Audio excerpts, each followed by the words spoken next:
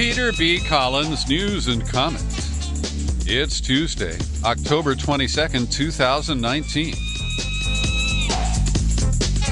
Add the name Bill Taylor to your list of characters in the Ukraine impeachment investigation. Taylor's name surfaced in the text messages that were delivered to the investigators a couple of weeks ago by Kurt Volker. And in his testimony today, we have his opening statement, which he released, so it wasn't leaked. There are some pretty damning comments that he has made.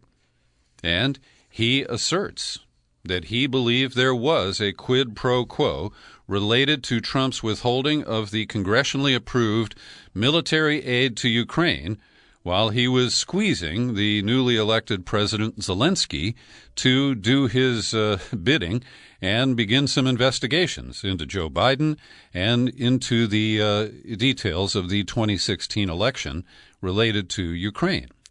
So today, Bill Taylor, who is a lifelong diplomat, a man who looks pretty credible, he said that those text messages clearly form a quid pro quo.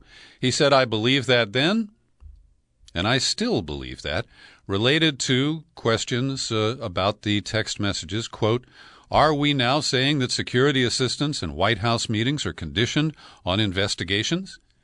Now, there are two separate claims of quid pro quo. One is that Zelensky was told that he would be rewarded with an invitation to visit Trump at the White House when he publicly announced investigations. And the other related to what Trump and some of his people knew, which was that he was withholding the military aid until he could get Zelensky to dance to his tune. So one of the big questions was whether Trump might have gotten leverage from withholding the hundreds of millions of dollars or from withholding the Oval Office meeting. And Taylor says it was both. By mid-July, it was becoming clear to me that the meeting President Zelensky wanted was conditioned on the investigations of Burisma, that's the company where Hunter Biden served on the board, and the alleged Ukrainian interference in the 2016 elections. So Taylor says it took him a while to figure that out. It still had not occurred to me that the hold on security assistance could be related to the, quote, investigation. That, however, would soon change. Now, the testimony recently by Gordon Sondland, who tried to chart a kind of middle ground, saying that he didn't personally promote a quid pro quo, but he thought Trump did. Well, Taylor says that it was explicitly communicated to Ukraine. He says he was told by National Security Council aide Tim Morrison that Sondland, the European Union ambassador, directly communicated that quid pro quo to a top Zelensky aide, Andriy Yermak. So this is very damaging to Trump, and it squares with one of the things that Mick Mulvaney said last week and has tried to disavow. And that is that, we linked the policy issues to demands that we had of the Zelensky government. So as this proceeds, Congress, the investigators appear to be considering calling Gordon Sondland back to clarify his testimony, and Taylor is suggesting that Sondland was directly involved in communicating a quid pro quo and that Sondland tried to put a good face on it, and that Trump and Sondland took care to say it wasn't a quid pro quo, but that's what it effectively was. Here's a quote from Taylor. Ambassador Sondland said that he had talked to President Zelensky and Yermak and told them that although this was not a quid pro quo, if President Zelensky did not clear things up in public, we would be at a stalemate. And Taylor says, I understood a stalemate to mean that Ukraine would not receive the much-needed military assistance. So we now have conflicting testimony here, and in the inevitable public hearings that will be part of this impeachment rollout, we can expect to hear conflicting testimony from Sondland and from Bill Taylor. And we will find out in the end who is more credible. Ted Lieu, congressman from California, said what he said was incredibly damning to the President of the United States, and that Taylor's testimony was based in part on detailed notes that he took throughout his tenure.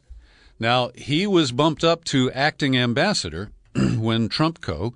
recalled Marie Yovanovitch, I think that's her name, on an early basis because she apparently wasn't playing ball.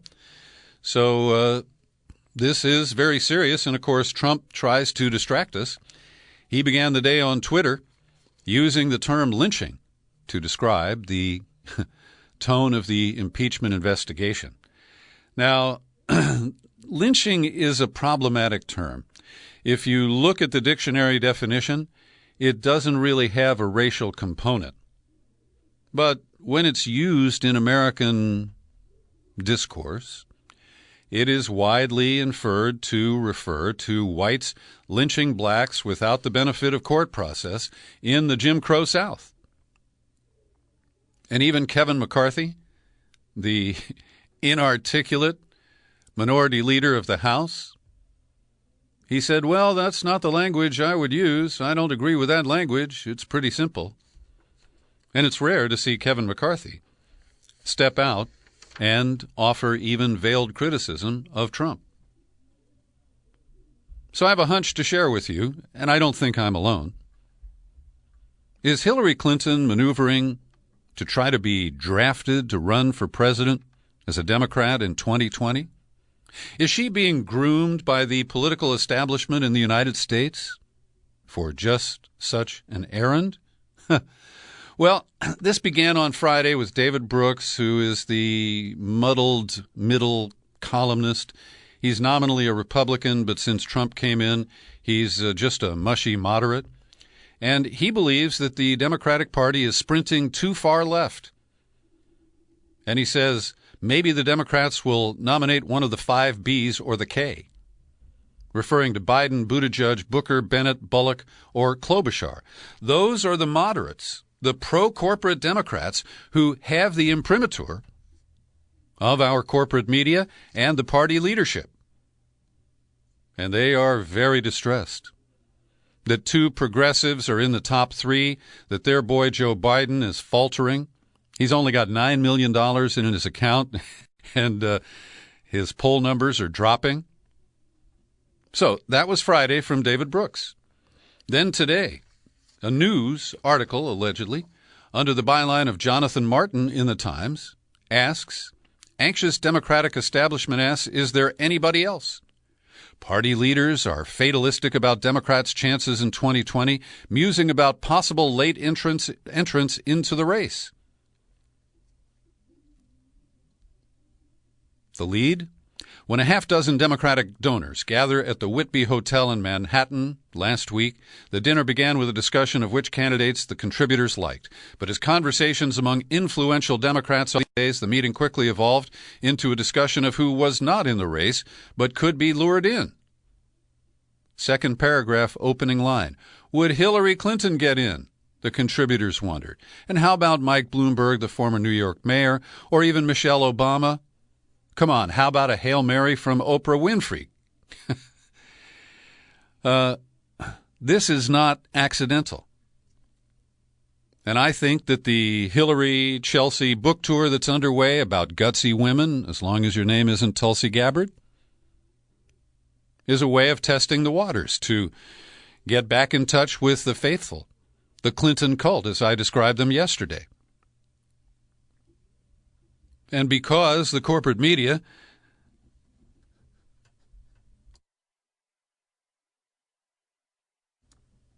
doesn't approve of Bernie Sanders, of Elizabeth Warren, of Medicare for All, of big, bold, progressive change, they are lighting their votive candles and praying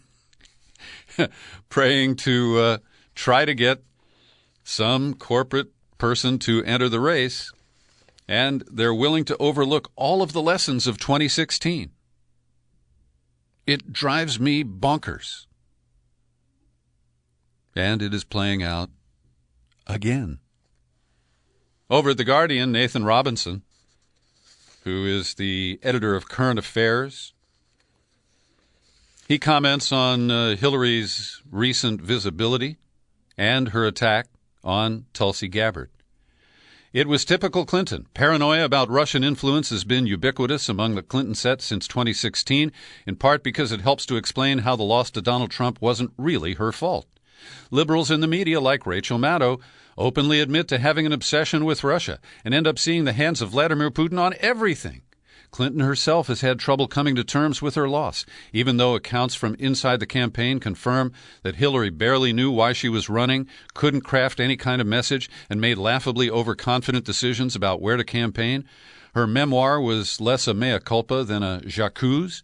It pointed fingers at Sanders and Comey and ended up sounding a lot like the Onion's parody title. We all made mistakes, but you made most of them. Now, that's a pretty rich paragraph, and he doesn't even get into Clinton's self-inflicted wounds with her cat-and-mouse game about the emails. And yeah, Rachel Maddow devoted a lot of time last night to talking about what she sees as the vindication of Hillary Clinton. The Barr Justice Department has issued a statement saying that it's a mealy-mouthed piece where 38 people have been identified as mishandling classified information, but they said it wasn't intentional. And Maddow's effort at exoneration had to slide around facts like the original purpose of Hillary's, email server that was private instead of government, and she thought it would be beyond the reach of the Freedom of Information Act. And when Jason Leopold challenged her after learning from the Benghazi hearings that she had a private email address, it became a big cause celeb, and the Republicans kind of pivoted from Benghazi to emails. And they keep declaring that there was nothing there, and there was a lot of shit there, even in just the State Department sanctioned emails. Then there are the questions about all those that were deleted by her staff. And that's where Trump gets the 30,000 number and wants to find them on a server in Ukraine. Yeah, it gets crazy. So back to Mr. Robinson's commentary here. Clinton practiced a corrupting and duplicitous form of politics that made many would-be Democratic voters feel completely unrepresented by the party. And instead of spending her time in the woods doing some soul-searching, Clinton has evidently spent it cooking up new conspiracy theories about the all-powerful Putin. Gabbard is completely right about what Clinton represents, he says. Clinton was the Democratic Party at its absolute worst. Pro-war, pro-Wall Street, self-enriching, inept, devoid of any transformative vision, contemptuous of ordinary people. It's very clear that Sanders would have been the smart choice in 2016, and Gabbard was one of the few Democratic officials to recognize that at the time and endorse him. That was courageous of her. Most Democratic officials, even those whose politics should have aligned them more closely with Sanders than Clinton, and I'll insert Elizabeth Warren here, were too timid to buck the establishment and risk their career by potentially getting on the wrong side of an incoming Clinton administration. Now, I want to commend to you a 20-page piece that Kevin Gostola published today at Medium. I'll link to it in the show file for this podcast. It is an excellent recap of the enmity between Gabbard and Clinton going back to 2016, the recent casual smears, all of the piling on by Republicans, by the Clinton Democrats who make jokes with Russia punchlines. And I guess I don't really need to quote all this to you, so I encourage you to read it. I think that he does a very good job of showing how these smears were extended to Bernie Sanders in 2016, and that this is part of the Clinton playbook. He doesn't explicitly speculate about whether he expects Hillary Clinton to join the race at this juncture, but he, I think, defines the issues extremely well. And I do want to note that Bernie Sanders issued a statement that I found just okay. He did say that Tulsi Gabbard has served our country and that there is no basis for the claims that are being used to smear her. But he didn't go very far, and I'd like to see him expand and revise his remarks. Meanwhile, the Russophobia, the Vladphobia that infects the New York Times is on full display today as they try to bruise Donald Trump's ego by declaring Putin the victor in Syria. It's based on a meeting that's taking place today in Sochi, Russia, where Erdogan, the strongman of Turkey, is having his 8th meeting of this year with Putin. And they have agreed that Russian and Turkish troops will take joint control over the former Kurdish-held territory in northern Syria.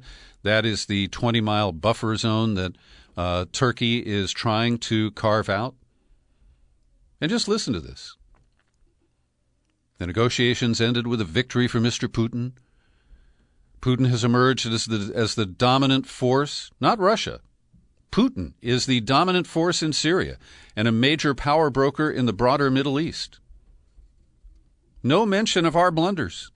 No mention that we never should have been in Syria in the first place, that Obama's twin missions of taking out Assad and destroying the Islamic State were never achievable. That Obama used covert means, and now we overtly act like all of that was okay. The Kurds are our best friends, and that Trump has betrayed them. And I ask you to consider this. What will Putin's victory in Syria look like in 2 or 3 years? Will he regret that he came in with ground forces? He hasn't done that to date. And sure, Putin wants to expand his influence in the region. I don't deny that or doubt it at all. But I think that's healthy for the United States. The voice of the New York Times always infers, but never explicitly states, that American imperialism is a good thing. And that sure, made a few errors like Afghanistan and Iraq and Yemen and Syria and, Libya. But forget all that, because we're America, we're exceptional, and it just goes downhill from there. Every day I pause for a second to thank the people who support my work here at the Peter B. Collins Podcast with your subscriptions. And I want to thank the people who are so generous, who kick in $5 or $10 a month. People like Gunnar Gunderson, Douglas Cooper, David Radcliffe, and Stuart Russell. And you can do it too. All you got to do is come on over to peterbcollins.com, click on our menu tab, choose Become a Subscriber. You'll land on the sign-up page, and in seconds you can choose a level of support that's comfortable for you. If you're allergic to PayPal, use the U.S. mail. Address it to Box 150-660, San Rafael, California, 94915. And yes, I've got bonus books. I still have copies of 2100, A Dystopian Utopia. It's a blueprint for survival from climate change. And I have a single copy remaining of Trump on the Couch by Dr. Justin Frank, the D.C. psychiatrist.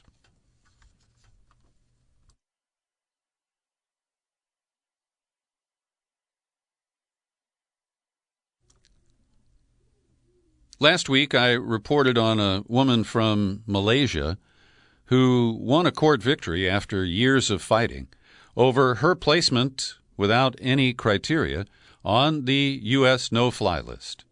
And we've had a huge setback, as the formerly ultra-liberal Ninth Circuit Court of Appeals here in San Francisco has issued a ruling against 4 plaintiffs, citizens with no criminal records who have been barred from flying for 9 years or more. They don't know how they got on the no-fly list. They don't know how to get off it. It is Kafkaesque. And instead of providing some transparency and criticizing the government for allowing an unwieldy list of 81,000 names to grow to this point, well, the appeals court said the government has gone as far as the law requires in explaining each plaintiff's listing without breaching national security. The government has taken reasonable measures to ensure basic fairness to the plaintiffs and followed procedures reasonably designed to protect against erroneous deprivation of the plaintiff's liberty, wrote Judge Raymond Fisher in the 3-0 ruling. Although the freedom to travel is important, it must be balanced against the government's urgent interest in combating terrorism. This is ludicrous. 81,000 people are an imminent threat to our safety all the damn time? And there can be no transparency here? Makes me angry. It truly does. We focused a little bit on the Proud Boys case in Manhattan. That's a group of conservative Republicans. They attended an event at the Metropolitan Republican Club held by Proud Boys founder Gavin McInnes, who was one of the founders of Vice News. Well, two of his Proud Boys, which he has now distanced himself from, Gavin McInnes has, have been sentenced each to 4 years in prison because of the political street fight that they got involved with on the Upper East Side last year. Now, at issue, something that we have covered, is that in this case, because the Antifa protesters who got in the skirmish with the Proud Boys and who, based on videotaped evidence, the prosecutors decided were the victims here, they issued a remarkable and unconstitutional reverse search warrant, demanding that Google reveal data on every electronic device that was logged on in a certain geographical area on that particular night. And it collected evidence on presumably thousands of innocent people who just happened to be in that geo zone. And so I don't have enough knowledge to take a position about whether this 4-year jail sentence is appropriate. But I know that the use of a reverse search warrant is not. You know, Roger Stone, the dirty trickster who has supported Trump, and he's got a trial coming up next month. He is accused of being a go-between between the Trump campaign and WikiLeaks, and I think he will be acquitted. But he's still a jerk. And he lost his challenge to the trial judge order that he stay away from Facebook, Twitter, and Instagram while his criminal case is pending.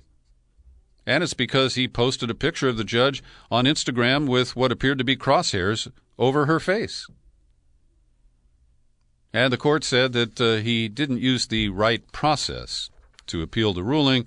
He should have appealed directly to Judge Jackson, who is presiding over his case. Now, Roger Stone is also featured in a new film, a documentary that is showing in the Bay Area and maybe in your community too. It's called Where's My Roy Cohn? And I got a chance to preview this film over the past weekend, and it is fascinating. I've known about Roy Cohn for a long time, but some of the details about his involvement with Joe McCarthy, that his personal relationship, thought to be a gay relationship with a soldier, led to the Army McCarthy hearings back in the 1950s. And Cohn was a ruthless exposer of alleged communists during the McCarthy era, and he also outed a lot of gay men to try to defend himself from being perceived as a gay man. So he participated in the death penalty trial of the Rosenbergs, accused of spilling American nuclear secrets. And he was as angry and ruthless and arrogant as you can imagine. And this documentary, Where's My Roy Cohn?, uses a lot of impressive footage going back to the 50s and 60s. You hear a lot about Roy Cohn in the words of Roy Cohn.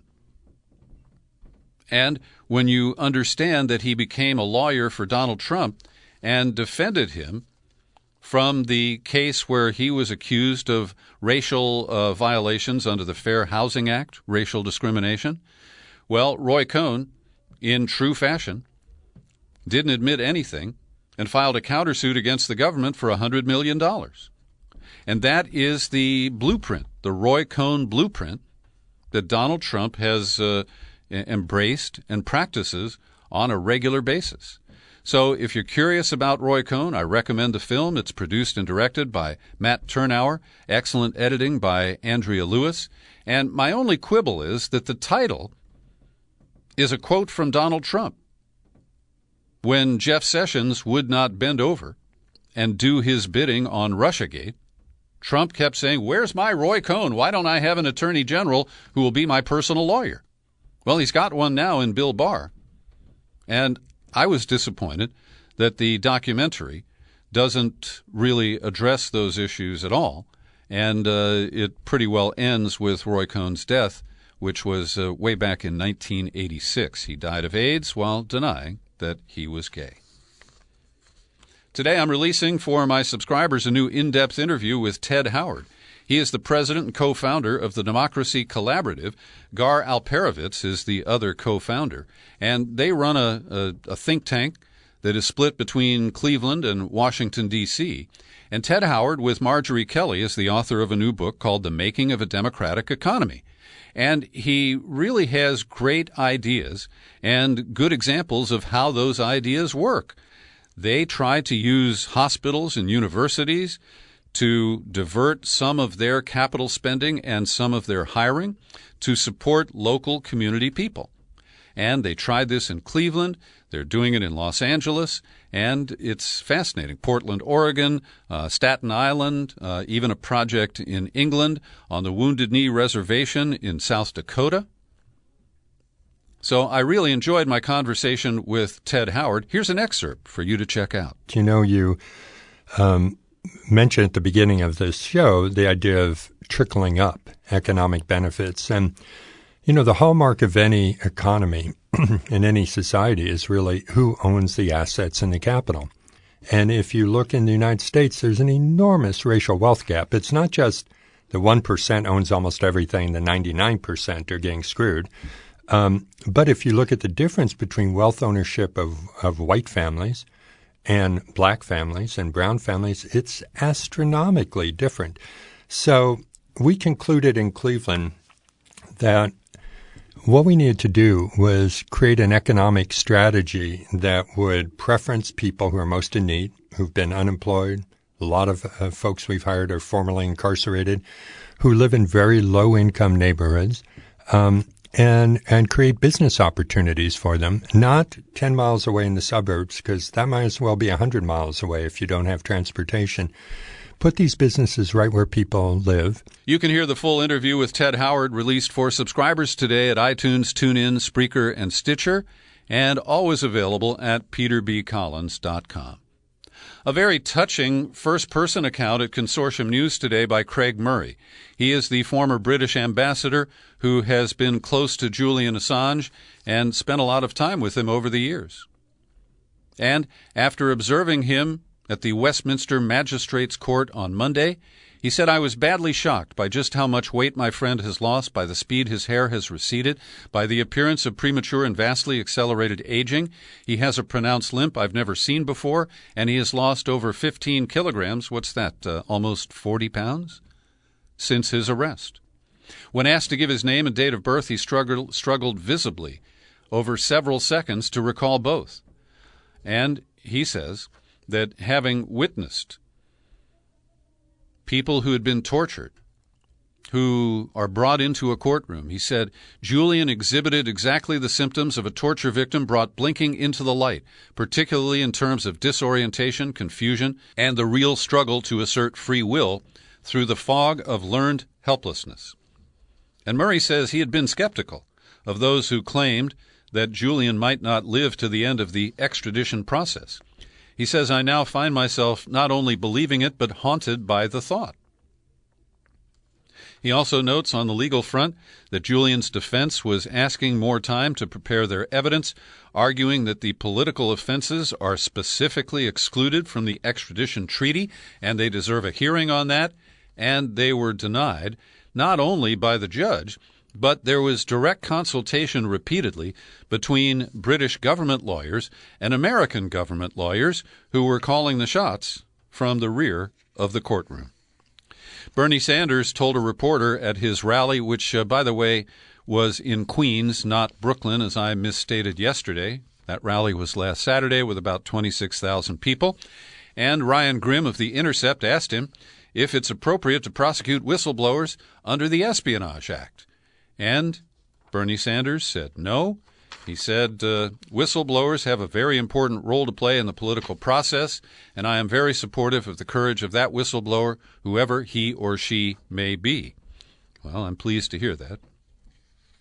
Good piece relative to the Bernie Sanders campaign and comments that he made at the Queen's rally last Saturday, quoted by Jamel Bouie, an African-American columnist in the New York Times. And he writes a lot about the history of Eugene Debs, the labor organizer who ran for president just a little over 100 years ago. And he quoted Bernie. And this is, I think, a valuable and passionate quote from his speech. I want you to all take a look around and find someone you don't know. Maybe somebody who doesn't look like you. Maybe somebody who might be a different religion. Maybe they came from a different country. My question now to you is, are you willing to fight for that person who you don't even know as much as you're willing to fight for yourself? And Bouie notes, it is striking to see this distinctly moral language coming from a presidential campaign. And I echo that sentiment. I always want to call him Pierre, but that was his daddy. Justin Trudeau is hanging on to his position as Prime Minister of Canada. But the results show geographical or regional divisions. And over the course of his first term, Trudeau tried to kind of split the baby. He passed a national carbon tax and talked about the risks from climate change.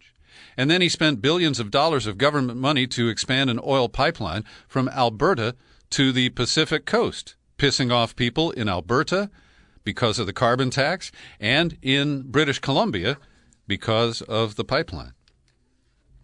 Yesterday, I noted some of the protests around the world, and Carl Howard went to Facebook to offer a little modification. He noted, despite my comment, that there are a lot of Americans who are out in the streets protesting. And Carl, you're right.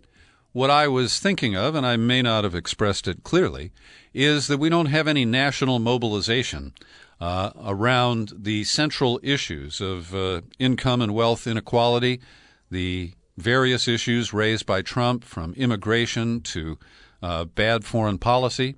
And so that's what I was referring to. But, Carl, I do take your point. Now, today we note that there have been protests, arson, and looting in Bolivia. And this appears to be a possible U.S.-backed action trying to block Evo Morales from earning a fourth term. Now, according to the Washington Post, there was a curious sequence of events during the counting of the votes from Sunday's election. Preliminary returns suggested the race was headed for a runoff. Then the vote count was paused, and when it resumed, the tally appeared to swing in Morales' favor. But he's only winning with 47% of the vote, just fractionally enough to avoid a runoff against former President Carlos Mesa. Now, I don't have any direct information. I don't have a source on the ground. But this smells like what we did to Nicolas Maduro in Venezuela. We just flatly declare from 1,000 or 2 miles away that that's a stolen election, and we try to declare illegitimate the person who probably won the popular vote. And finally, in Chile, the violence that broke out there late last week has left 15 people dead. Armed men in masks have been prowling the streets of Santiago, firing at protesters defying a fourth night of curfew under martial law. Chile's former president, Michelle Bachelet, who is now the human rights chief at the United Nations, called for an investigation of disturbing allegations of excessive use of force by security forces. And somebody noted on Twitter, I can't remember who, that the military dictatorship authoritarian government of Hong Kong has battled protesters all summer and into the fall, and not a single one has been killed. But in U.S.-backed Chile, 15 people dead in just a 3 or 4 day period. Thanks for listening to my daily news and comment podcast. You're free to share it all over the place. Try Bolivia. You'll find it on YouTube, and I'm Peter B. Happy trails to you until we meet again. Happy trails.